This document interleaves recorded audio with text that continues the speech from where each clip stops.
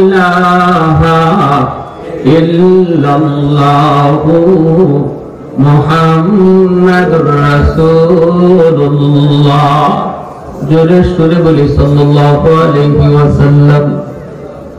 ঐতিহ্যবাহী শিল্পপাড়া তিনতলা জামে মসজিদ যুব সমাজ ও এলাকাবাসীর উদ্যোগে আয়োজিত আজকের ওয়াজ মাহফিলের সম্মানিত সদর ইজলাস সভাপতি মুফাসসির কুরআন আলহাজ হযরত মাওলানা আজিজুর রহমান সাহেব, সহ সভাপতি হাফেজ হযরত মাওলানা মুবারক হোসেন বুলবুল সাহেব, প্রধান অতিথি জনাব ডক্টর এম ওসমান ফারুক সাহেব, সাবেক সফল শিক্ষামন্ত্রী, উপস্থিত মঞ্চে আসীন জাতির বিবেক, জাতির কর্ণধার, এ জাতির সূর্য সন্তান উলামায়ে কেরাম, অত্র এলাকার মুরব্বিয়ানে আযম, কলিজার টুকরা যুবক, পর্দার আড়ালে পর্দানিশীন মা ও বোনেরা, আল্লাহ পাকের দরবারে হাজার কোটি শুকর যে মালিক আমাকে আপনাকে এই মুহূর্তে দুনিয়ার সমস্ত ব্যস্ততা থেকে মুক্ত করে শুধুমাত্র কেবলমাত্র আল্লাহ এবং আল্লাহ রাসূলের মহব্বত আর ভালোবাসা অন্তরে নিয়ে কোরআন হাদিসের মাহফিলে আসার বসার কিছু দিনই কথা শোনার তৌফিক দিয়েছেন। এজন্য মালিকের দরবারে শুকরিয়াতা নওয়াজ করে কালিমাতুশ শুকুর বলি আলহামদুলিল্লাহ। মসজিদ কার ঘর? দুনিয়ার যেথায় যত মসজিদ আছে সমস্ত মসজিদের সম্পর্ক হলো আল্লাহর ঘর খানায় কাবার সাথে। ইব্রাহিম আলাইহিস সালাম বাইতুল্লাহ নির্মাণ করলেন, অবশিষ্ট কিছু ইট বালু রইল। আল্লাহ বলেন, ইব্রাহিম বাতাসে উড়ায় দাও। পৃথিবীর যেখানে আল্লাহ মসজিদ কবুল করেছেন ওই জায়গায় যায়া বালুর কণাটা পড়ছে। আপনাদের এই মসজিদ তিনতলা জামে মসজিদ, এই মসজিদ এখানে হওয়ার পিছনে ইতিহাস হলো ইব্রাহিম আলাইহিস সালামের ছেড়ে দেওয়া বালুর কণা কোন একটা কণা এই জায়গায় এসে পড়ছে, বিধায় আল্লাহ মসজিদ কবুল করেছে।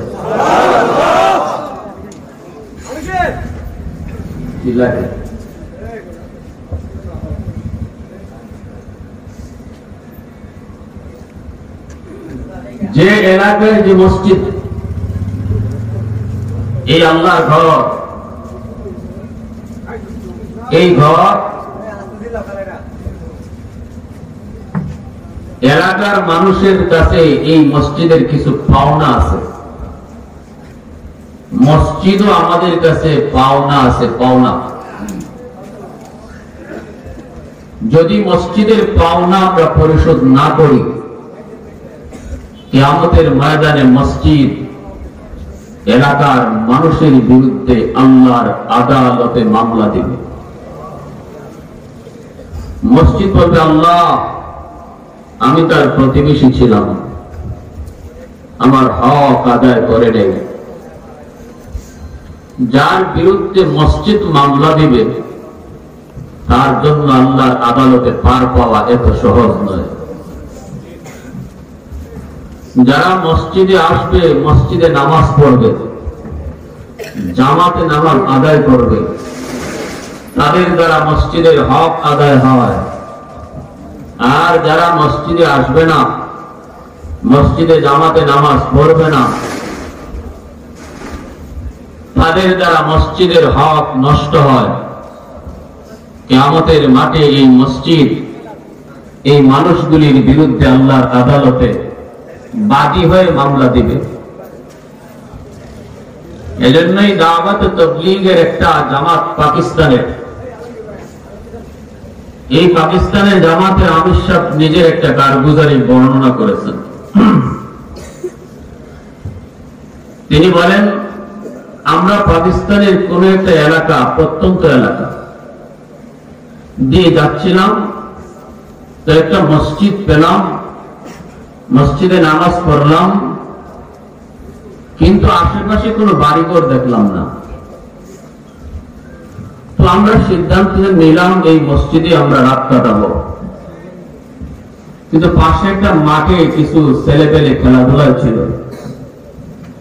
ওই যুবকগুলি এসে বলতেছে, হুজুর আপনারা এই মসজিদে থাকতেন না, এই মসজিদে রাতে থাকতে পারবেন না, ভয় পাবেন। ভয় কিসের ভয়? ভয় হলো রাত যখন গভীর হয় তখন এই মসজিদের ভিতরে বহু মানুষের কান্নার আওয়াজ শোনা যায়। এই ডরে আর এই ভয়ে আমরা বাড়িঘর মসজিদ থেকে দূরে সরায় এনেছি। আমির সাহেব বলে, তাই নাকি? যদি এমনই হয় তাহলে আমরা এই মসজিদেই রাত কাটাবো।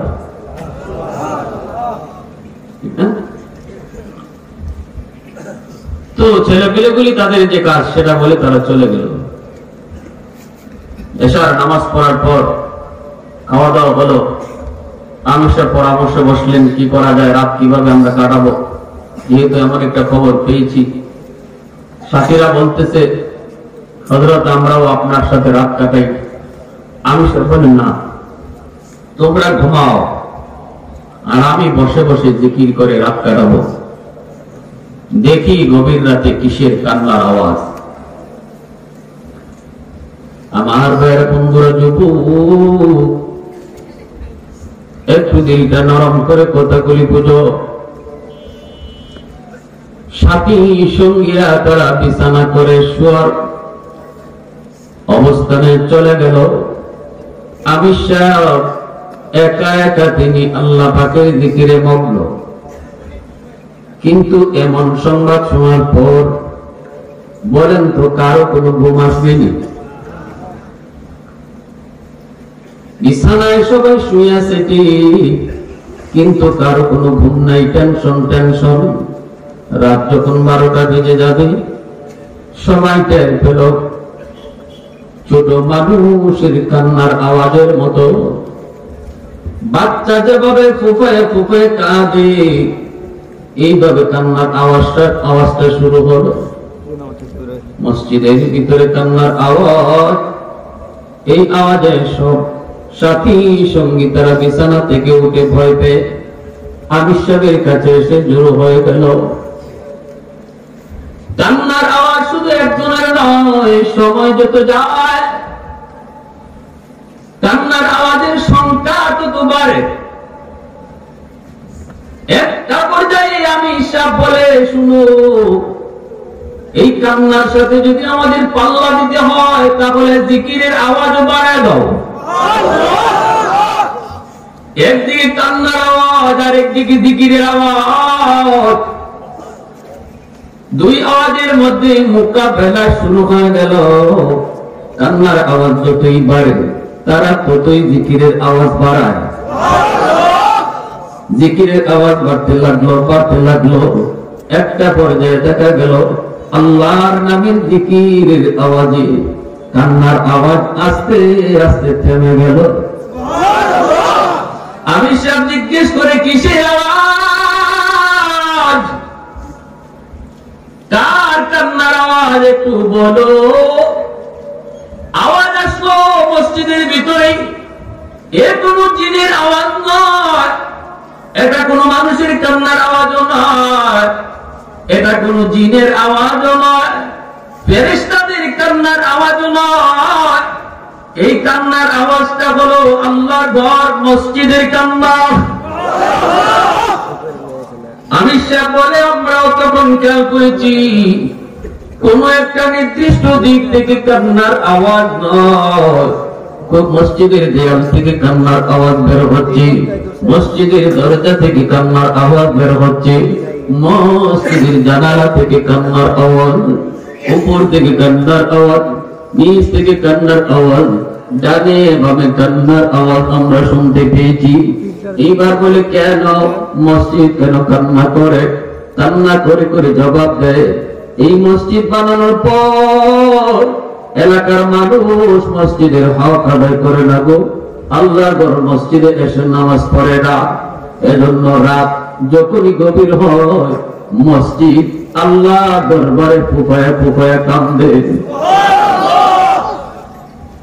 এ যুবক, একটু খেয়াল করে শোনো,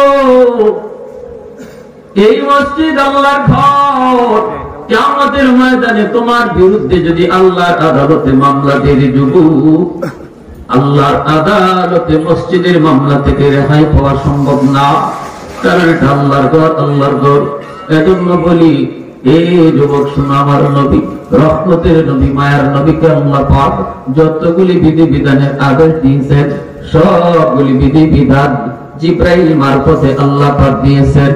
কিন্তু একমাত্র নামাজ, এই নামাজের বিধানটা আল্লাহ পাক যখন ফরজ করবেন, জিব্রাইল মারফতেও দেন নাই। আল্লাহ পাক তার হাবিবকে মেহমান বানায়া, মেরাজের রজনীতে মেহমান বানায়া আল্লাহর দরবারে হাজির কইরা আল্লাহ নিজের হাতে নামাজকে উপহার দিয়া দিলেন। আর কোন হুকুম এত সম্মানে, এত ইজ্জতে আল্লাহ নিজের হাতে দিছে, আর নবী নিজের হাতে নিছে। মায়ার নবী, দয়ার নবী উম্মে হানির ঘরে শুয়ে রয়েছেন, জিব্রাইল পাঠাইয়া আল্লাহ পাক নবীকে নেওয়াইতেছে আর বলতেছে, বন্ধু, ও বন্ধু, একই বছর তোমার চাচা আবু তালিবকে নিয়ে গেলাম, একই বছর তোমার প্রিয়তমা স্ত্রী খাদিজাতুল কুবরাকেও নিয়ে গেলাম, যার কারণে এই বছর হলো তোমার আমুল হুজুন, সবচেয়ে চিন্তার বছর। যেই বছরে তোমার চাচাকে নিলাম, যেই বছরে তোমার বিবিকেও নিলাম, যেই বছরে তায়েফের মানুষগুলা তোমাকে মারলো, ওই বছরে আমি আল্লাহ তোমাকে একটা উপহার দিব, যেই উপহার পৃথিবীর কোন নবীকে আমি আল্লাহ দেই নাই। এত একটা লম্বা ঐতিহাসিক সফর আমি আল্লাহ তোমাকে করাবো। আদম নবী থেকে নিয়ে কোন নবীর ভাগ্যে এমন সফর ভাগ্যে জুটে নাই। মসজিদে হারাম থেকে শুরু হয়ে গেল সফর, মসজিদে আকসা আল্লাহ পাক 6 লক্ষ পয়গম্বরকে জমা করলেন। আদম নবী থেকে নিয়ে ঈসা নবী পর্যন্ত সব নবী মসজিদে আকসায় জমা। আমার নবীকে নিয়ে গেলেন জিব্রাইল বুরাকের পিঠে।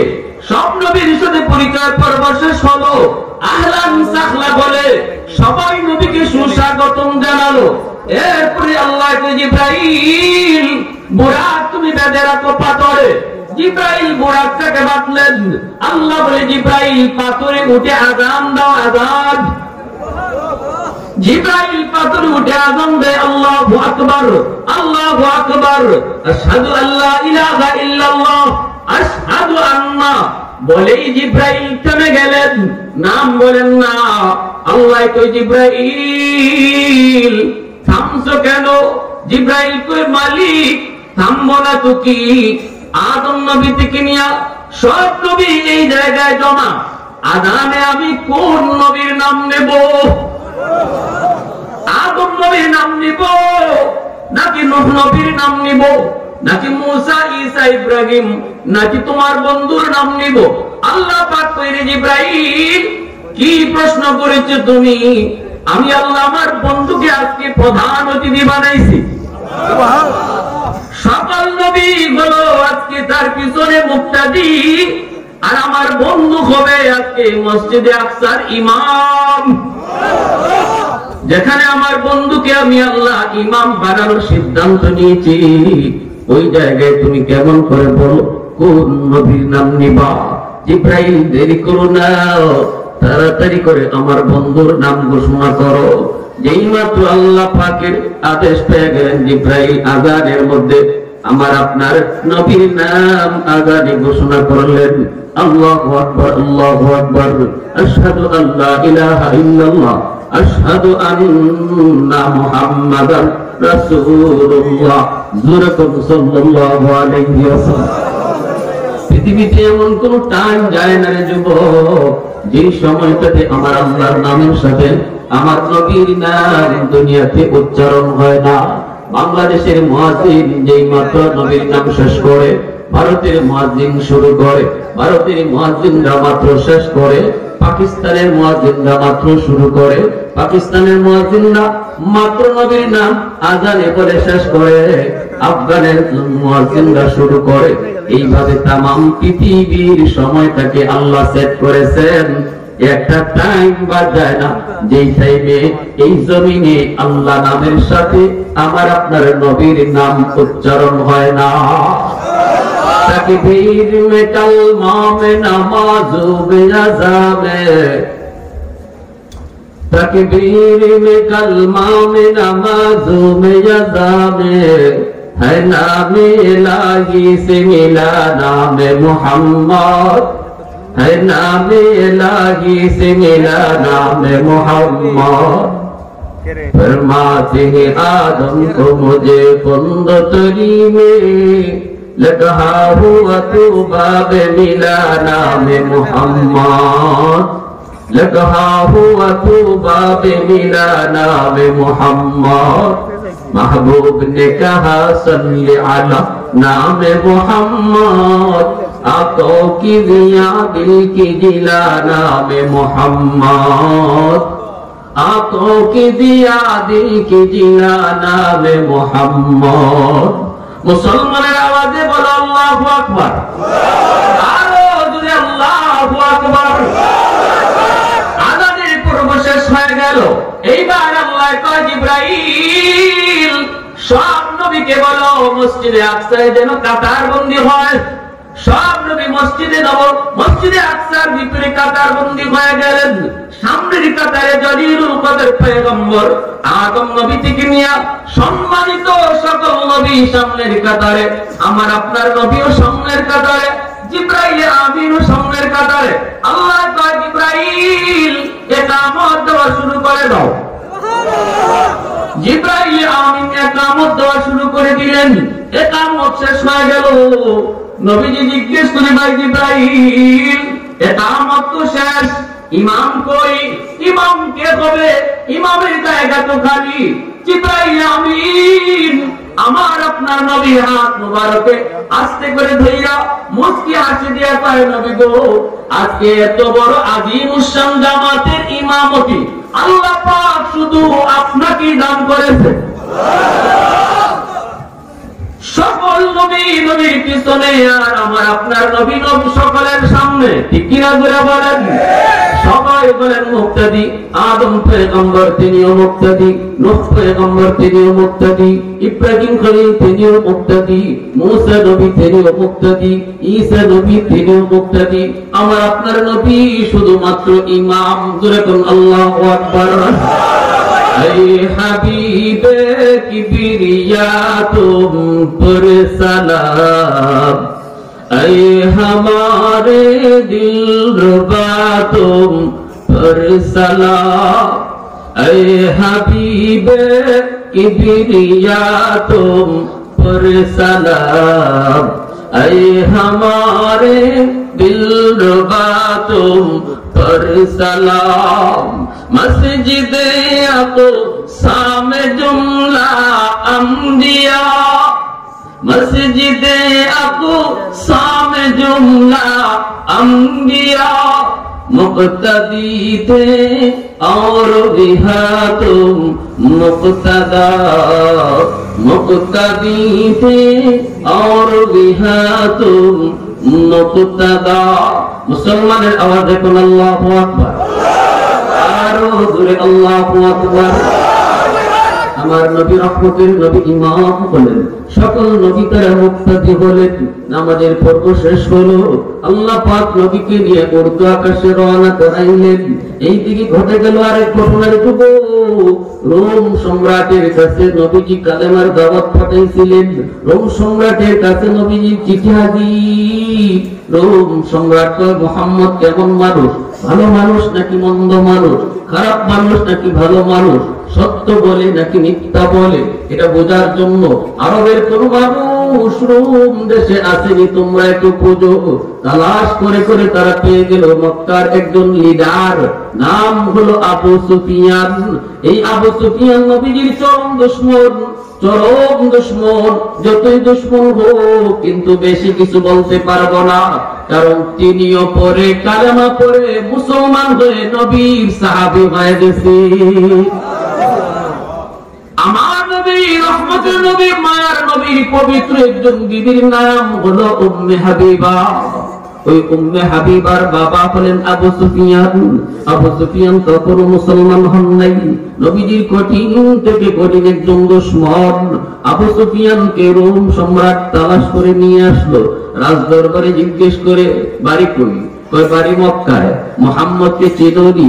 কই চিনি শুধু না, ভালো করে চিনি। রোম সম্রাট কই ভালো মানুষ না খারাপ মানুষ, সত্য বলে না মিথ্যা বলে? আবু সুফিয়ান চিন্তায় পড়ে গেল, যদি বলে মুহাম্মদ খারাপ তাহলে এই কথাটা ডাহা মিথ্যা কথা, ঠিক না? যদি বলে মুহাম্মদ মিথ্যা বলে তবুও মিথ্যা কথা, কারণ আমার নবী যে সত্যবাদী এই উপাধি দেওয়ার নিজেরাই দিছে। আল আমিন উপাধি কে দিছে? আবু জাহেলই তো দিছে। আল আমিন উপাধি কে দিছে? আবু সুফিয়ানই দিছে। মক্কার লিডার গরিব নবীকে আল আমিন উপাধি দিছে। ওতে কেমন করে কয় মুহাম্মদ খারাপ মানুষ? তখন চিন্তায় পড়ে গেল। আবু সুফিয়ান কয় খারাপ মানুষ না ভালো মানুষ আমি কিছু বলবো না, তবে একটা ঘটনা শোনাই। এই ঘটনা শোনার পরে আপনি বুঝবেন মুহাম্মদ সত্য বলে না মিথ্যা বলে। কি ঘটনা তুমি বলো? রাজদরবারে আবু সুফিয়ান দাঁড়ায় কয় মুহাম্মদ বলেছে কোন এক রাতের অল্প সময়ের ভিতরে সে মক্কা থেকে বাইতুল মুকাদ্দাসে সফর করলো। এত লম্বা সফর, বুরাকের পিঠে সওয়ার হইয়া, যে বুরাকের একটা কদম দৃষ্টি যত দূর এত দূর বুরাকের একটা কদম, এই বুরাকের পিঠে সওয়ার হইয়া বাইতুল মুকাদ্দাসে আসলো। সকল নবীকে আল্লাহ এখানে জমা করলেন, সব নবীকে সামনে নিয়ে মুহাম্মদ ইমামতি করলেন। এরপরে তাকে ঊর্ধ্ব আকাশে আবার নিয়ে যাওয়া হলো। সপ্ত আকাশ পাড়ি দিয়ে আল্লাহর কাছে গেল। সেখান থেকে সে কথাবার্তা বইলা আবার মক্কায় ফিরে আসলো। সময় বের হয়েছে, শুধুমাত্র বিছানা উঠে যে গেল, এই গরম বিছানা এখনো ঠান্ডা হয় নাই। ওরম সম্রাট, এবার তুমি বলো এটা কি কোন স্বাভাবিক কোন কথা হইতে পারে নাকি? যুক্তিতে ধরে নাকি? রোম সম্রাট কয় কথা তো ঠিক, এটা তো যুক্তিতে আসবেই না, কারণ যুক্তি আমাদের যেখানে শেষ সেখানে আল্লাহর কুদরত শুরু হয়। এ মানুষ শুনো, তোমার আমার যুক্তি, তোমার আমার বিবেক, তোমার আমার বুদ্ধি যেখানে শেষ সেখান থেকে আল্লাহর কুদরত শুরু হয়। এজন্যই তো মেরাজের সফর, ইসরার সফর শুরু করতে আল্লাহ সুবহানাল্লাহ বলে শুরু করছে। ভাইরা বন্ধুরা, যখনই এই ঘটনা শোনা যায় রোম সম্রাট কয় না এটা তো মানা যায় না, এটা তো যুক্তিতে ধরে না, তাহলে তো মুহাম্মদ সত্য কথা বলে না, মুহাম্মদ তো মিথ্যা কথা কয়। নাউজুবিল্লাহ। যখনই এমনটা তারা মনে মনে ভাবলো, তখনই রাজ দরবারে একজন খ্রিস্টান পাদ্রী, বয়স্ক একজন খ্রিস্টান পাদ্রী দাঁড়ায় কয় জাহাপনা, যদি একটু সময় দেন তাহলে আমি আমার আরবি ভাইটাকে একটা প্রশ্ন করব। রোম সম্রাট কই ঠিক আছে তুমি প্রশ্ন করো।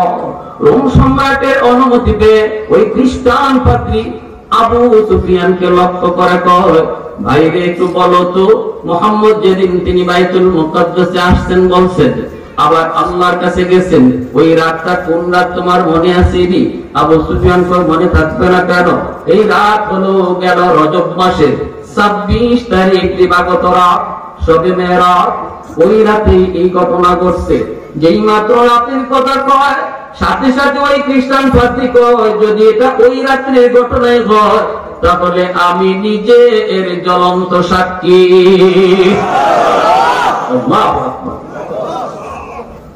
নীরব নিস্তব্ধ হয়ে গেল পুরা রাজ দরবার। একজন খ্রিস্টান পাদ্রী সে কয় আমি রাজ সাক্ষী। কেমন করে? সে বলতেছে আমি তখন বাইতুল মুকাদ্দাসের খাদেম। বাইতুল মুকাদ্দাসের মনোযোগ আছে আপনাদের? কার কার আছে? পিছনে বাইরে একটু হাত উঠে আল্লাহকে দেখা। আল্লাহ তুমি কবুল করো, জোরে করো আমিন। আর একটু জোরে করুন আমিন। আল্লাহ আজকের মাহফিলকে তুমি কবুল করো। এই যুবক একটু দিলটা নরম করে, নামাজের বিষয়ে কিছু গুরুত্বপূর্ণ কথা আমার সামনের দিকে, দিলটা একটু খেয়াল রাখবা। আমি শুধু আলোচনাটা গোছায় আনতেছি সামনের মূল কথাটা বলার জন্য। যখনই মাত্র এই কথাটা বললো আমির আশরাফি, সাথে সাথে রোম সম্রাট হয়, কি তুমি সাক্ষী একটু খুলে বলো, নতবা গড় দান যাবে। পাদ্রী তখন ডাক দিয়ে বলতেছে জাফনা, আমির আশরাফি কারণ কি জানেননি? ওই সময় আমি বাইতুল মুকাদ্দাস আল্লাহর ঘর মসজিদে আকসার খাদেম ছিলাম, খাদেম। আমি এশার নামাজ পড়ার পর যখন হুজরায় যাব, তখনই দরজা জানালা বন্ধ করলাম। সবগুলি দরজা বন্ধ করেছি, সবগুলি জানালাও আমি বন্ধ করেছি, কিন্তু মেইন দরজাটা বন্ধ করতে পারি না। হাসাইসুল কুবরা নামক কিতাবের ভিতরে এই হাদিস বানায় এনেছেন। দালাইলুন নবুওয়ার মধ্যে নবীজির এই নবুয়তি মুজিজার ঘটনা তারা উল্লেখ করেছেন। ভাইরা বন্ধুরা, ওই খাদেম বলে আমি মেইন দরজা বন্ধ করতে পারি নাই, শত চেষ্টা করো আমি দরজা লাগাইতে পারি না। মনে হয় যেন দরজার উপরে পাহাড় চাপা দিয়া রাখছে। মানুষজন ডাকলাম, একা তো পারি না, 10 জন 20 জন করে যুবক ডাকলাম, সবাই আমরা দরজায় চেষ্টা করি, লাগাইতে পারি না। নড়ে না, চুল পরিমাণ নড়ে না। মিস্ত্রি ডাকলাম, কোথাও কলকবজা আটকে আছে কিনা। মিস্ত্রি এসে তারা দেখলো কোন কলকবজা আটকে নাই। আল্লাহু আকবার জোরে বল। তাহলে কেন দরজা লাগানো যায় না? কেন দরজা লাগানো যায় না? চেষ্টা করার পর আমি ব্যর্থ হয়েছি। এই দরজা খোলা রেখেই আমি চলে গেলাম, আমি আবার হুজরায় চলে গেলাম। রাত যখন শেষ হয় ফজরের আগে আগে আমি আবার দ্রুত মসজিদে আকসায় ঢুকবো। ঢোকার আগেই দেখলাম আল্লাহর ঘর মসজিদের সামনে অনেক বালু ছিল। আমি যখন আসলাম গো, এসে দেখি এই বালুর উপরে শত শত মানুষের পায়ের দাগ। অবাক হয়েছি, একটু ঘুরে দেখি একটা পাথরের মধ্যে রশি বাঁধা, আর ওই রশির মাথায় একটা চতুষ্পদ জানোয়ারের পায়ের দাগ। মসজিদের ভিতরে ঢুকলাম, ঢুকে আমি ওই দরজা, যেই দরজায় আসার পরে লাগাইতে পারি নাই, শত চেষ্টার পরও পারি নাই, ওই দরজার কাছে যায় যখন আবার হাত দিলাম, তখন দেখি নরমালি দরজা লেগে যাচ্ছে। এসার পরে যেই দরজা 10 জন 20 জন মানুষও লাগাইতে পারলাম না, এই দরজা এখন অটো লেগে যাচ্ছে, অটো। ওই দিনের কাহিনীটা আমি আজও জানতাম না। কি ঘটেছিল আল্লাহর ঘর মসজিদে আকসায়, ওই রাতে কি হয়েছিল আমি তা আজও জানি না। শতদিন পর্যন্ত আমার অন্তরের ভিতরে এই প্রশ্নটা লুকায়িত ছিল, এই এতগুলা মানুষের পায়ের দাগ, এই দাগটা কিসের দাগ? এই মানুষগুলি কারা? আবার চতুষ্পদ একটা জন্তুর পায়ের দাগ দেখলাম, এই জন্তুটা কোন জন্তু? কত কত প্রশ্ন দিলের ভিতরে ছিল।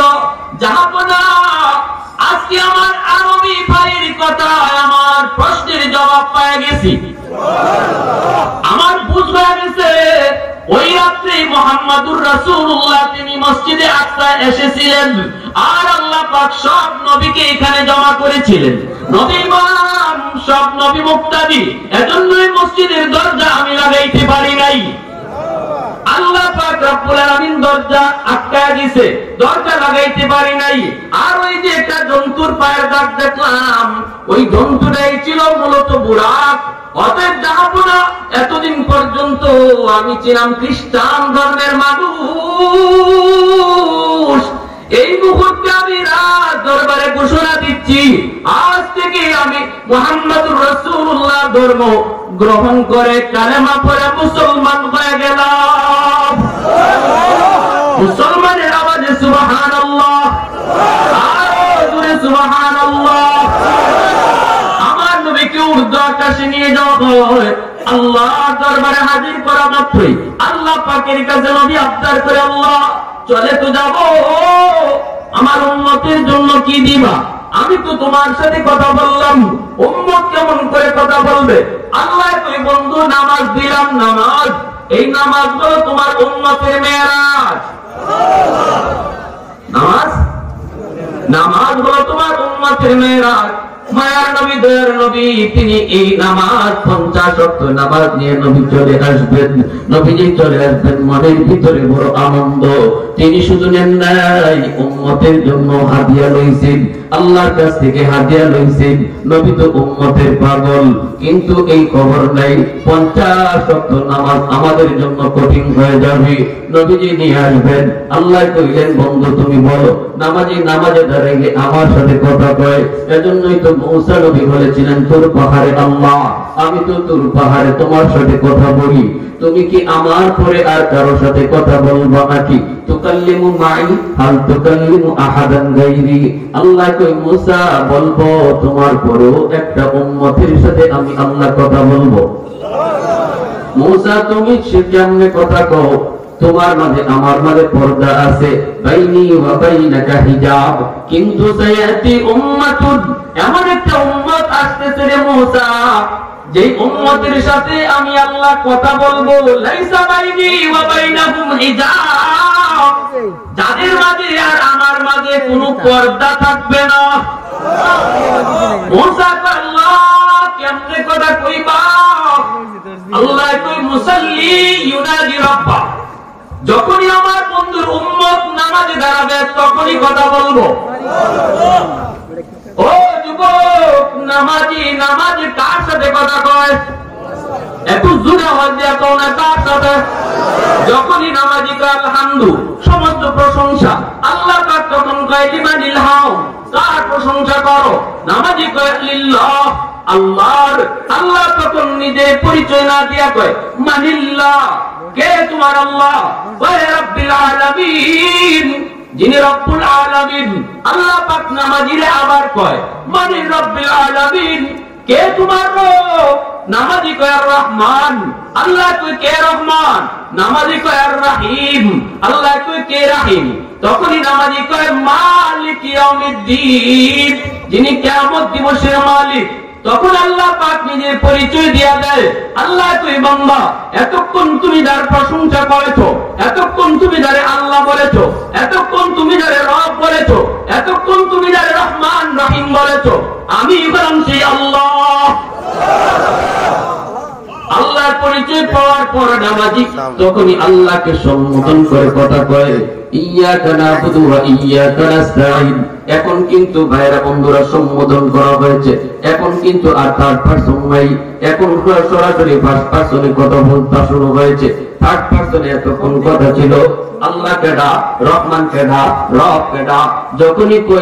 যখনই আল্লাহ কয় আমি রব, আমি আল্লাহ, তখনই আমরা কই আল্লাহ আমি তোমারই ইবাদত করি, তোমারই কাছে সাহায্য চাই। এতক্ষণ পর্যন্ত শুধু তিনি তিনি তিনি তিনি তিনি কইছি, থার্ড পারসন, ঠিক না? কিন্তু যখনই আল্লাহ নিজের পরিচয় দেয়া যায় আর থার্ড পারসনে নাই, এখন সরাসরি। এজন্য আল্লাহ পাক বন্ধু মেরাজে আইসা তুমি কথা কইছো সরাসরি আমি আল্লাহর সাথে কাছাকাছি। তোমার মাঝে আমার মাঝে পর্দা ছিল না। তোমার উম্মত নামাজে যখন দাঁড়াবে তখন তার মাঝে আর আমার মাঝে পর্দা থাকবে না। এজন্যই সিজদার হালতে আল্লাহর কাছে যা চাওয়া হয় এর চেয়ে উত্তম আর কোন জায়গা আল্লাহর কাছে নাই। যুবক, সমস্যা আছে তুমি, যে কোনো ঝামেলায় আছো তুমি, মনের নেক আশা পূরণ করতে চাও, সিজদার হালতে আল্লাহর কাছে চাও, কারণ ওই জায়গাটাতে তোমার মাঝে আর আল্লাহর মাঝে কোনো পর্দা থাকে না। বন্ধুরা আমার, আল্লাহ পাক রব্বুল আলামিন কয় মুসা আমার বন্ধু তো জায়গা, এই আমি আল্লাহর দেখার স্বাদ মিটে নাই, আমি না আমার বন্ধুর পাগল, তুমি মুসা বুঝায় শুনে আবার ফিরত পাঠাও। মুসা নবী কই নবী গো এত খুশি কেন? কয় 50 ওয়াক্ত নামাজ আমার উম্মতের জন্য। মুসা নবী কয় না গো নবী, পারবে না, পারবে না, তাড়াতাড়ি করে যান, কমায় আসেন, কমায় আসেন। নবী আসলেন আল্লাহর কাছে কমানোর জন্য, আল্লাহ দিয়ে দিলেন 5 ওয়াক্ত কমায়া। এই জায়গা আমি লম্বা করবো না, সামনের দিকে যাচ্ছি। 5 ওয়াক্ত কমাইলেন, এইভাবে 9 বার আওয়া যাওয়া করলেন। 9 বারে 5 নং কত হয়? 45 ওয়াক্ত আল্লাহ কমায়া দিলেন। রইল কত মাত্র? যেরকম রইল কত মাত্র? 5 ওয়াক্ত রইল। ভাইরা বন্ধুরা, এরপরও যখন নবী চলে যেতে চায়, আল্লাহ পাক মুসা নবীরে ডাক দিয়ে কয়, মুসা রে, আমি তো আমার বন্ধুর আশিক, আমি তো আমার বন্ধুর আশিক, চলে যায় মন মানে না, আবারও পাবলে বুঝাইয়া পাঠায় দাও। যেরকম না সুবহানাল্লাহ। আল্লাহ চাইলে কি একবারে 45 ওয়াক্ত কমাইতে পারতো না?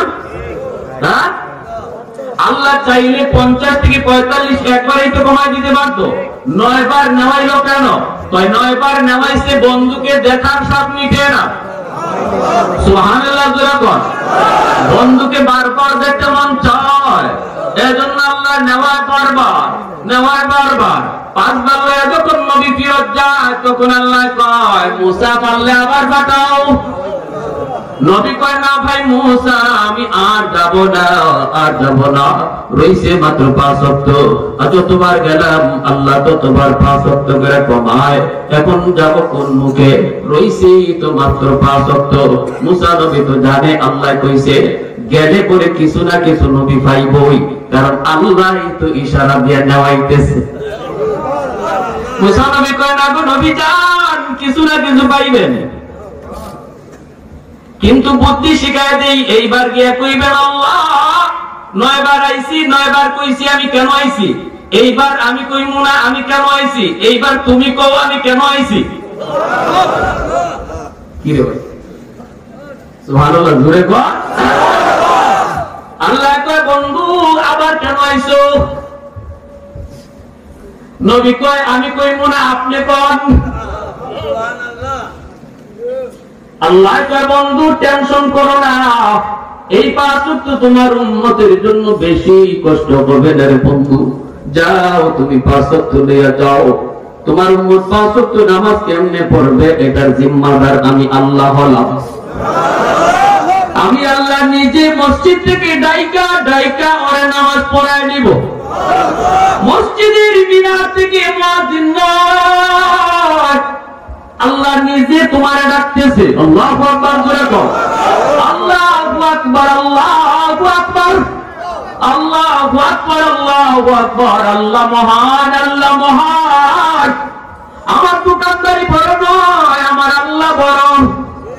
মসজিদের মিনার থেকে আল্লাহ ডাক দিয়ে কয়, বান্দা তোর দোকানদারি বড় না, আমি আল্লাহ বড়। তোর কাম বড় না, আমি আল্লাহ বড়।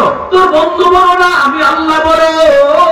আমি তোরে ডাকতেছি আয়, আমি তোরে ডাকতেছি আয়। এজন্য আল্লাহ কয়, বন্ধু টেনশন তুমি করো না, 5 ওয়াক্ত কেমনে পড়বে, কেমনে আদায় করবে, এই টেনশনও তোমার নাই। আমি আল্লাহ নিজে ডাইকা ডাইকা পড়ায় দিব। ও ভাই, আর আল্লাহ পাক আদেশ দেয় 5 বার যদি কেউ আমি আল্লাহর সাক্ষী দাও মসজিদে আইসা, আল্লাহ তুমি এক, আল্লাহ তুমি এক, আল্লাহ তুমি পবিত্র, দৈনিক যদি 5 বার আমাকে তুমি এরকম খুশি করো, তোমার জন্য আমি আল্লাহ খুশির ব্যবস্থা রাখছি। কেমন ব্যবস্থা রাখছেন আল্লাহ পাক? ইউসুফ নবীকে যখন জুলেখা এইভাবে ঢুকায় দিল 7টা আঙ্গরের ভিতরে, ঢুকায় দিল একটা খারাপ উদ্দেশ্য নিয়ে। ইউসুফ নবী কয়, আমার আল্লাহ দেখতেছে, পারবো না আমি। জুলেখা কয়, এই যে আল্লাহর মুখ দেখে লাইছি। কেমনে কয়, সুকেশের উপরে একটা ছোট মূর্তি ছিল, জুলেখা কাপড় দিয়ে মূর্তির মুখ ঢেকে ফেলছে, আর বলতেছে, ইউসুফ এই যে মূর্তির মুখ ঢেকে ফেলছি, আমরা কি করি না করি দেবতায় দেখতো না। আল্লাহর পয়গম্বর ইউসুফ নবী কয়, জুলেখা মাথায় কিছু আসেনি, তোমার খোদার মুখ ঢাকা যায় কিন্তু আমার মালিকের মুখ ঢাকা যায় না। আবার আসতে কেন জোরে কর? তোমার দেবতার মুখ কাপড় দিয়া ঢাকা যায়, আমার আল্লাহর মুখ ঢাকা যায় না রে জুলেখা। জুলেখা কয়, ইউসুফ আমার মনের আশা পূরণ কর। ইউসুফ অসম্ভব মত চাই। জুলেখা যখন সামনের দিকে আগায়, মুসা নবী আল্লাহর কাছে, আল্লাহ বাঁচাও, আল্লাহ আমাকে বাঁচাও, মাদ আল্লাহ, আল্লাহ বাঁচাও কইয়া দূর দিলেন। কই যাবেন? দূর দিয়া তো দরজার কাছে, দরজায় তো তালা মারা, চাবি তো জুলেখার পেছো। জি নবী কয় মালিক দরজা পর্যন্ত যাওয়া আমার কাম, তালা খুলে দেওয়া তুমি মাওলার কাম। দৌড় দিয়া দরজা পর্যন্ত গেলেন, তালা খুলে দিলেন কে? দ্বিতীয় দরজার কাছে গেলেন, তালা খুলেন কে? তৃতীয় দরজার কাছে যান, তালা খুলে কে? জুলেখা তো অবাক, পেছেদার চাবি, তালা খুলে কাটায়। তোমার আমার যুক্তি, তোমার আমার শক্তি যেখানে শেষ, ওখান থেকে আল্লাহর কুদরত শুরু হয়। ঠিক কিনা জোরে কও? এজন্য বলি আমার মত নয়, আমার চিন্তা নয়, আমার কথা নয়। যখনই শুনবো আমার আল্লাহর কথা, যখনই শুনবো আমার নবীর কথা, আমার কথা বাতিল, আমার চিন্তা বাতিল, আমার যুক্তি বাতিল, আমার মত নয়, নবীর মতের মত। এর নাম হলো উম্মত। ঠিক কিনা জোরে কও? আমার মত নয়, নবীর মত। জোরে বলেন। দল করবো ততক্ষণ, নবী মানবে যতক্ষণ, নেতা মানবো ততক্ষণ, আল্লাহ রসুল মানবে যতক্ষণ। যেদিন থেকে নেতা আল্লাহ রসুল মানবে না, নেতা মানি না। যেদিন থেকে দল ইসলাম মানবে না, ওই দিন থেকে দলও মানি না। এর নাম হলো মুসলমান। ঠিক কিনা জোরে কও? কেউ তো এই দোয়া করেন, আল্লাহ রাজনীতি করি এই দল লয়া যেন কবরে যায়, এমন দোয়া কোন মুসলমানে করেনি। দোয়া করে আল্লাহ ঈমান লয়া যেন কবরে যাই। তাহলে দল বড় না ঈমান বড়? নেতা বড় না আল্লাহ রাসূল বড়? হ্যাঁ যুবক, ব্রেক জুলাই করতেছি, মনে থাকবে তো? এখন যদি কদু কইলিছে কইলা ইসলামের বিরুদ্ধে হইছে তো কি করার? আমার নেতায় কইছে, আমার নেত্রী কইছে, আমার দাদায় কইছে, আমার দুলাভাই কইছে। আল্লাহ রাসূল কয় যখনই তোমার মুখ থেকে এরকম কথা বের হবে, কপালে নামাজের পর পড়তে পারে তুমি বেঈমান, ঈমান নাই। মাল ঈমান ইয়া রাসূলুল্লাহ?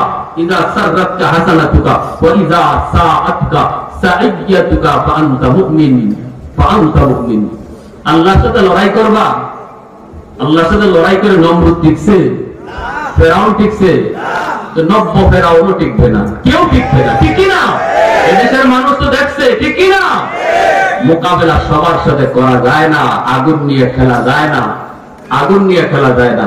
উলামায়ে কেরাম এদেশে আল্লাহ পাকের পক্ষ থেকে নবীর ওয়ারিস। ঠিক কিনা? উলামায়ে কেরাম ইসলামের ধারক বাহক, আল্লাহর কোরআনের ধারক বাহক। আলেমদের বিরুদ্ধে তুমি অবস্থান করবা, আলেমদের বিরুদ্ধে তুমি অবস্থান করবা, দেশ জুলমের ভয়ভীতি দেখাইবা, আবার সুন্দর মস্তকে বসে থাকবা, এটা আল্লাহ বরদাস্ত করবে না।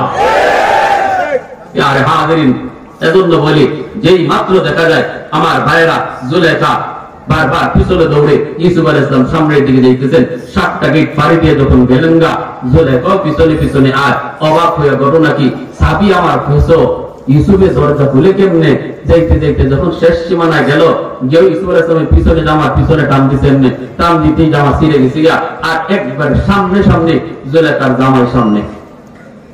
জুলেখা কথা বুঝেননি আপনারা আমার কথা? সিলেটি মানুষ তো, সিলেটি মানুষের কথার মধ্যে যদি একটু সিলেটি ভাষা হয়, তবে ময়মনসিংহের মানুষের জন্য বুঝতে অসুবিধা নাই। ময়মনসিংহের মানুষের সাথে সিলেটের মানুষের একটা আত্মার মিল আছে। ঠিক কিনা? এটা কি তা কি ভাই অসুবিধা হইতেছে আপনাদের? এই জন্য বিয়ার সম্পর্ক আছে, রক্তের সম্পর্ক আছে, আওয়াজ সবাই আছে, বর্ডারও একবারে কাছে, ওই বেশি দূরে না।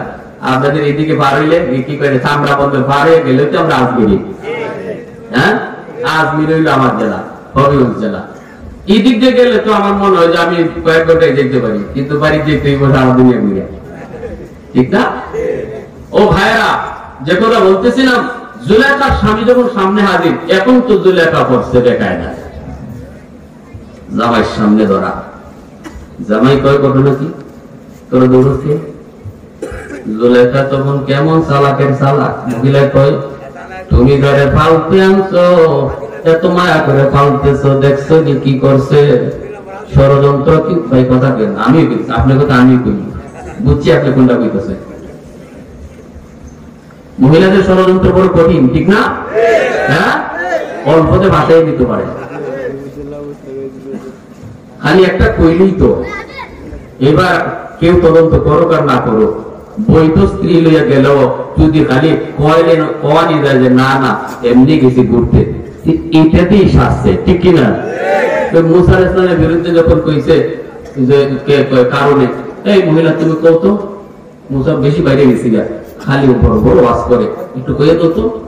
মহিলা কয় কি কইতাম, টাকা দিয়ে দিলাম 2 লক্ষ টাকা, টাকা কোথা কো? তো কইতেছে মহিলা কইব আর কি যে মুসা আমার সাথে জিনা করছে, নাউজুবিল্লাহ। কিন্তু এই কথাটা যে কইব এত বড় একজন নবীর বিরুদ্ধে এত সহজ কথাটা খালি কইতো যায়, আল্লাহ জবান বন্ধ করে দেয়। শেষ পর্যন্ত মহিলা বলতে বাধ্য হয়েছে, ও মানুষেরা, কারণ আমার টাকা খাওয়াইয়া আনছে মুসার বিরুদ্ধে জিনার অপবাদ দিতাম। তখনই মুসা আলাইহিস সালাম কইলেন, আল্লাহ এত বড় ষড়যন্ত্র আমার বিরুদ্ধে করছে, এরে আমি ছাড়বো না। মুসা আলাইহিস সালাম নরম না গরম?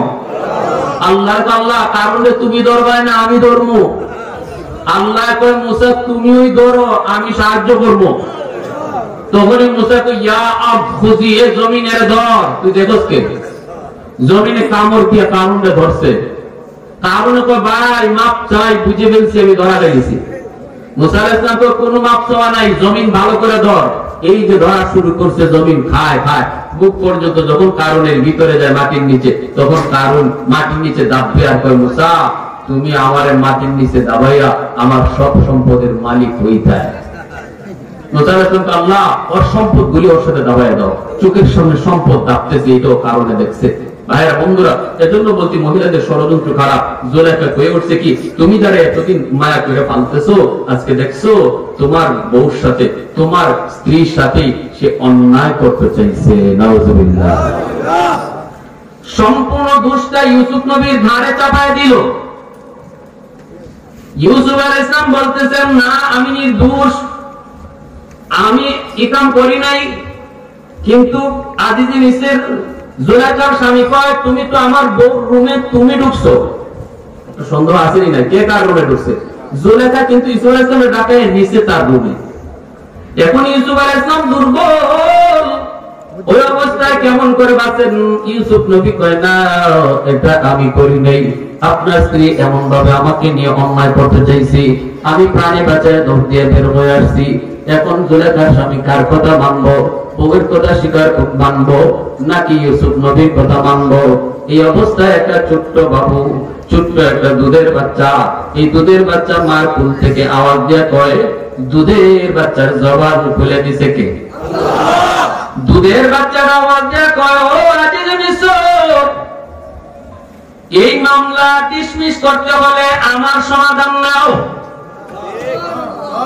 আজিজে মিসর বাবা কি ছোট বাচ্চা কেমন করে কথা কয়?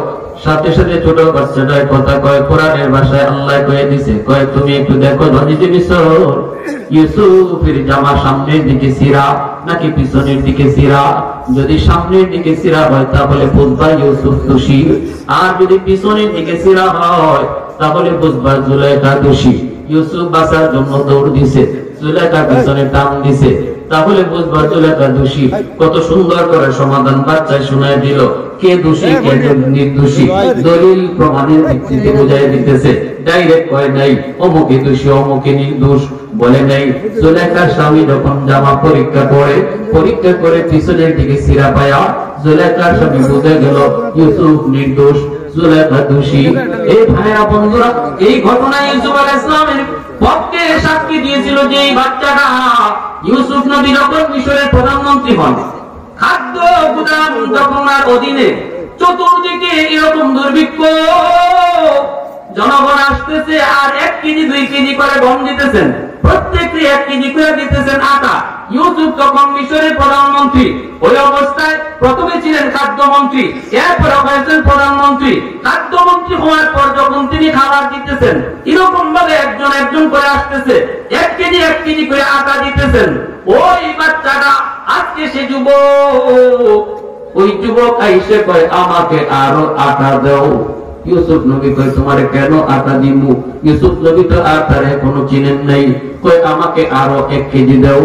ইউসুফ নবী কয় না, একজনে যদি 2 কেজি দেই তাহলে জনগণকে পোষানো সম্ভব না, তুমি 1 কেজি নিয়ে যাও, পরে লাগলে আবার আইসো। কয় না এখনই দেওয়া লাগবে। কয় না না এখন দেওয়া যাবে না, এই কথা যখন ওই যুবক কয় না এখনই লাগবে, ইউসুফ নবী কয় না এখন না, তখনই যুবকটা কয় ওগো আল্লাহর পয়গম্বর ইউসুফ, যদি আপনি আমার পরিচয় পান তাহলে আমার 1 কেজি 2 কেজি না, বরং যা চাইবো আপনি তাই দিবেন। কে তুমি, কি তোমার পরিচয়? তখনই কয় মনে পড়েনি জুলাইখার ষড়যন্ত্র থেকে আপনারে বাঁচাইছিল একটা ছোট বাচ্চা, একটা দুধের বাচ্চার কথা মনে পড়েনি যে সাক্ষী দিছিল আপনার পক্ষে। ইউসুফ নবী কথা মনে পড়ছে, আমি সেই আজকের সেই ছোট বাচ্চা যুবক। ইউসুফ আলাইহিস সালাম দৌড় দিয়া তারে বুকে জড়ায়া চুমু খায়া চোখের পানি কাছে কয় তুমি আমার বাইতুল মাল থেকে যা মন চায় তা নিয়ে যাও, তোমার জন্য ফিরি কোন নির্ধারিত নাই। তখনই আল্লাহ পাক কয় ইউসুফ শুনো, আজকে তোমার পক্ষে একবার সাক্ষী দেওয়ার কারণে যদি বাইতুল মাল তুমি তার জন্য ওপেন করে দাও, আমার বন্ধুর উম্মত আসতেছে যারা দৈনিক 5 বার আমার সাক্ষী দিব, দিনও 5 বার নামাজে গিয়ে আমি আল্লাহর পক্ষে সাক্ষী দিব। তুমি যদি তাদের জন্য তার জন্য বাইতুল মাল ওপেন করে দাও, আমি আল্লাহ ঘোষণা দিলাম আমার বন্ধুর ওই উম্মত যারা দৈনিক 5 বার নামাজ পড়ে সাক্ষী দিব, তাদের জন্য আমি জান্নাত ওপেন করে দিব। মুসলমানের আওয়াজে বল সুবহানাল্লাহ, আরে সুবহানাল্লাহ। ওয়াহদত কি হিফাজত নেহি বেকুওতে বাজু, वहदत की हिफाजत नहीं बेकुवत बाजू, आती नहीं कुछ कामयाबले खुदा दाद, आती नहीं कुछ कामयाबले खुदा दाद। ऐ मर्द खुदा तुझको कुव्वत नहीं हासिल, जा बैठ किसी गार में अल्लाह को कर याद, जा बैठ किसी गार में अल्लाह को कर याद। मुसलमाনের আওয়াজে কোন আল্লাহু আকবার। তাহলে 5 ওয়াক্ত নামাজ পড়লে পরে জান্নাতে হাসতে হাসতে যায়, আর বেনামাজি যে নামাজ পড়ে না কিয়ামতের ময়দানে আল্লাহর কদমে সিজদা দিতে পারবে না। এই আয়াতটা না পড়ছিলাম, ছোট্ট করে কথাটা শুনেন। আল্লাহ পাক বলেন ওয়া ইযা কিলা লাহুমুর কাউ লা ইয়ারকাউন, কিয়ামতের ময়দানে আল্লাহর কুদরতি কদম দেখার পর একদল মানুষ আল্লাহর কদমে সিজদায় পড়ে যাবে, কিন্তু একদল যুবক আল্লাহর কদমে সিজদা দিতে পারবে না। রক্ত পড়বে চোখের পানি বদলে, মেরুদণ্ডের হাড় তার সোজা হয় না, বাঁকা করতে পারে না। আল্লাহ পাক আদেশ দিবেন, ঘোষণা দিবেন বান্দা কান্দো কেন? ওই মালিক তোমার কদমে বন্ধু সিজদা দেয়, আমি পারি না এজন্য কান্দি। আল্লাহ কয় কেন পারো না? কয় আমার পিঠ বাঁকা হয় না। আল্লাহ পাক কয় বান্দা দুনিয়াতে নামাজ পড়ছিলানি, দুনিয়ার যদি নামাজ পড়ে পিঠ বাঁকা করতা, আজ হাসরের ময়দানেও তোমার পিঠ বাঁকা হইতো। এই যুবক একটু দিলটা নরম করে শুনো রে যুবক, কত যুবক যৌবনে কবরে চলে গেল, কত যুবক যৌবনে গাড়ি অ্যাক্সিডেন্টে চলে গেল। লেখাপড়ার সাথী তোমার কবরে শহীদ, খেলাধুলার সাথী কবরে শহীদ। দুনিয়া আসার সময় সিরিয়াল আছে, যাবার কোন সিরিয়াল নাই। বাবার আগে ছেলে যাবে, দাদার আগে নাতি যাবে, কে যাবে কেউ জানে না রে যুবক। অতএব বেনামাজি হয়ে কবরে দেও না, কিয়ামতের মাঠে তোমার সামনে মানুষ আল্লাহকে সিজদা দিবে, তুমি পিঠ বাঁকা করতে পারবে না। হাতটা মেরুদণ্ডের হাড় মহার মতো শক্ত, চেষ্টা করবে পিছন দিকে উপর হয়ে পড়ে যাবে, পিছন দিকে উপর হয়ে পড়ে যাবে। আল্লাহ পাক বলবে বান্দা তোর বুঝি কষ্ট হয়? হ মালিক কষ্ট হয়, তোমারে সিজদা দিতে পারি না। আল্লাহ তো বান্দা দুনিয়াতে তোর আচরণ দেখো আমার বড় কষ্ট লাগতো। আযান দিতা মুয়াজ্জিন না, মুয়াজ্জিন তো একটা শু ছিল, আযান দিছে তো আমি আল্লাহ তোরে কত করে ডাকলাম, কত করে ডাকলাম, তুই মসজিদে আসতি না। বন্ধুর সাথে তুই গল্প করে করে নামাজের টাইমটা যখন পাস করে দিতি, তখন তোর আচরণ দেখা আমি আল্লাহর কুদরতি কলিজায় বড় ব্যথা লাগতো। মসজিদের পাশ দিয়ে চলে যাইতি, আমি তোরে পিছন থেকে ডাকতাম, ইয়া আইয়ুহাল ইনসান মা গাররাকা বিরাব্বিকাল কারীম। ও বান্দা তুই কই যাস? আমি আল্লাহ তোরে ডাকতেছি। আল্লাহু আকবার, আল্লাহু আকবার। পিছন থেকে তোরে আমি ডাকছি, কারণ তোরে মায়া করে বানাইছি। আসমান আল্লাহ বানাইছেন কুন ফায়াকুন বইলা, জমিন আল্লাহ বানাইছেন কুন ফায়াকুন বইলা, ফেরেশতা আল্লাহ বানাইছেন কুন ফায়াকুন বইলা। কিন্তু আমারে আপনারে আল্লাহ পাক কুন ফায়াকুন বলে বানায় নাই। আমারে আপনারে যখন আল্লাহ বানাইছে, খালাকতু বিয়াদাইয়া, আল্লাহ বলে আমার নিজের হাত দিয়া বান্দা তোমারে বানাইছি। সুবহানাল্লাহ। কারণ এই চেহারার মধ্যে তো দামি কপাল, এই কপাল ফেরেশতাদের হাতে বানাইলে হয় না। এই কপালটা আমি বানাইছি আমাকে সেজদা দেওয়ার জন্য। সুবহানাল্লাহ।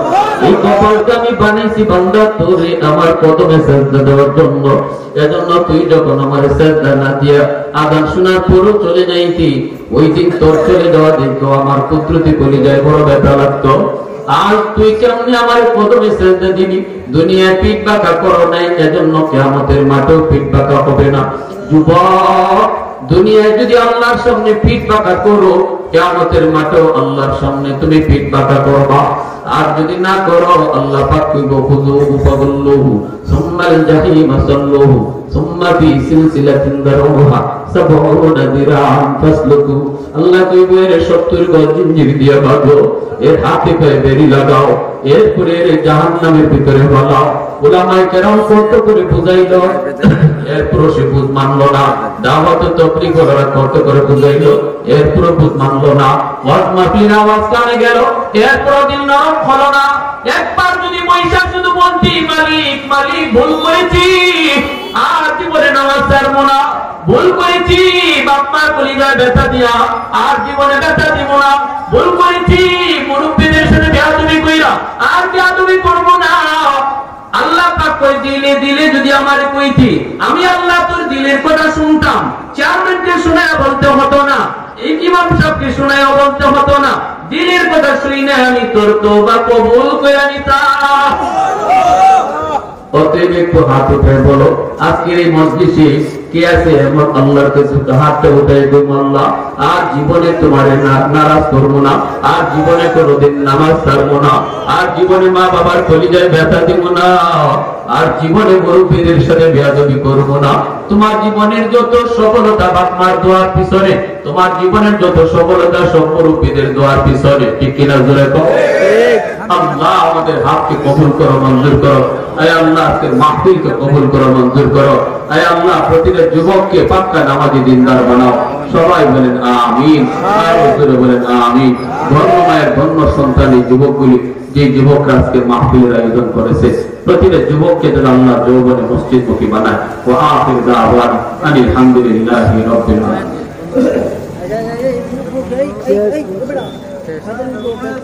উঠেন না ভাইজান, মোনাজাত মোনাজাত।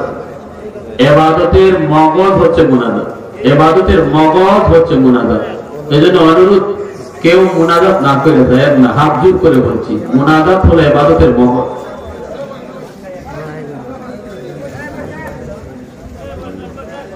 আগে না দিলে হয় না, এগুলো আগে বলতে হয়। আগে বললে আমার মাথায় থাকে সবকিছুর একটা কি আছে। আস্তাগফিরুল্লাহ, ইন্নাল্লাহা গফুরুর রহিম, আস্তাগফিরুল্লাহ, ইন্নাল্লাহা গফুরুর রহিম। ইয়া হাইয়্যু ইয়া কাইয়্যুম বিরহমাতিকা, ইয়া হাইয়্যু ইয়া কাইয়্যুম। কি চান? আগামী বছর এই মাহফিল হইতো, এটা কারা কারা চাই? দিন থেকে হাতটা উঠান, দিন থেকে। এবছর মাহফিলে আইসা আপনারা খুশি? সবাই কোন আলহামদুলিল্লাহ, আলহামদুলিল্লাহ। আগামী বছর এই জান্নাতি সামিয়ানায় যেন আল্লাহ আমাদেরকে বসার তৌফিক দেয়, আল্লাহ যেন হায়াতে বরকত বাড়ায় দেয়। জানি না এই বসাটা আল্লাহর কাছে নাজাতের উসিলা হতে পারে। আল্লাহ যদি এই বসার কারণে মাফ করে দেয়, কারো কাছে জবাব দিতে হবে? আল্লাহ ভাই জবাব দিতে হবে? কারো কাছে জবাব দিতে হবে না। এজন্য আমার ভাইয়ের আগামী বছর আমরা এই মাহফিলে বসতাম, আর এই মাহফিলের যে প্যান্ডেল খরচটা, মাইকিং খরচটা, পোস্টারিং খরচটা আমরা যদি একটু ভাগ ভাগ করে নিয়ে যাই। এমন বহু এখানে আছে যারা মা হারাইছি, বাবা হারাইছি, কিন্তু মার জন্য বাবার জন্য পাঠাবো কি? রাসূল কয় যখনই দিনের পথে তুমি খরচ করবা, সাথে সাথে এই কবরটা বাপ মার কবরে আল্লাহ পৌঁছাই দিবে। একজন মা ভক্ত সন্তান, একজন বাবা ভক্ত সন্তান বলেন, হুজুর এই প্যান্ডেল জান্নাতি সামিয়ানাটা আগামী বছর আমি দিব ইনশাআল্লাহ আমার আব্বার নামে, আমার আম্মার নামে। আল্লাহ যেন এর সবটুকু আমার আব্বা আম্মার জন্য কবুল করে। একজন মা ভক্ত বাবা ভক্ত সন্তান বলেন, সামিয়ানাটা আপনি দিবেন জান্নাতি সামিয়ানা। আল্লাহ পাক আপনাকে পরকালে জান্নাতি সামিয়ানার নিচে বসার জন্য তৌফিক দেন। 2 মিনিট আমি টাইম নিব, বেশি না, এরপরে মুনাজাত দিয়ে দিব। একজন ভাই হিম্মত করে বলেন এই প্যান্ডেল করতে কত টাকা লাগছে? প্যান্ডেলের দাম কত? প্যান্ডেলে 20,000 টাকা লাগছে। 20,000। আল্লাহর এখন কোন বান্দা আছেন শিল্পনগরীর মানুষ আপনারা? জানি না এখানে আল্লাহর কোন বান্দা আল্লাহ যাকে ব্যবসা। মাশাআল্লাহ আমার ভাই কি নাম? কি নাম?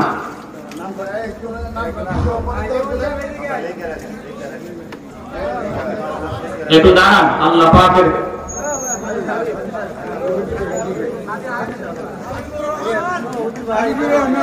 নাম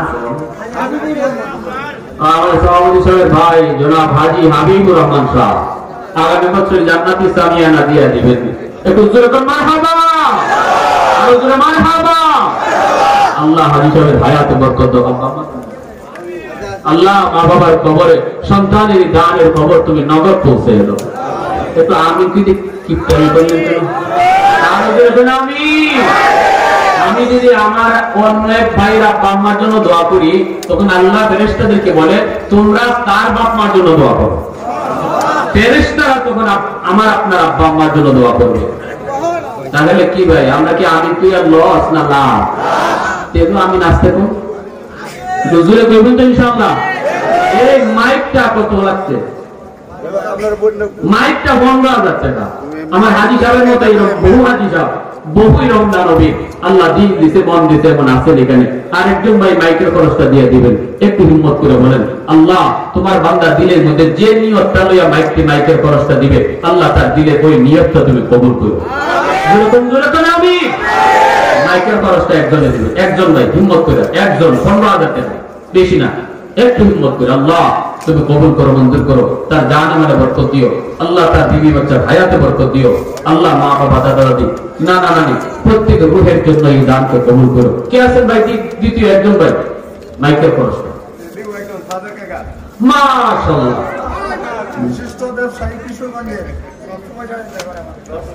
বিশিষ্ট ব্যবসায়ী কিশোরগঞ্জে জনাব সাদিকুর রহমান সাহেব, তিনি আগামী বছর এই মাইকের খরচ দিয়ে দিবেন। একটু জোরে তো মারহাবা, আরো জোরে মারহাবা। আল্লাহ কবুল করো, মঞ্জুর করো। জানি জনাব সাদিক হোসেন সাহেব, আল্লাহ তুমি কবুল করো, মঞ্জুর করো। আমিন ইয়া রাব্বাল আলামিন। আর পোস্টার ব্যানারে কিছু খরচ হবে।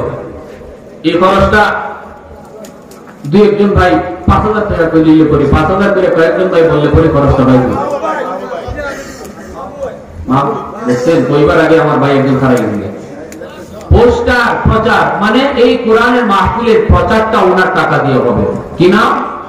মাহবুব ভাই। যেরকম মারহাবা, আরো জোরে মারহাবা। আল্লাহ কবুল করো, মঞ্জুর করো, জানে মালে বরকত দান করো। আমিন ইয়া রাব্বাল আলামিন, আমিন ইয়া রাব্বাল আলামিন।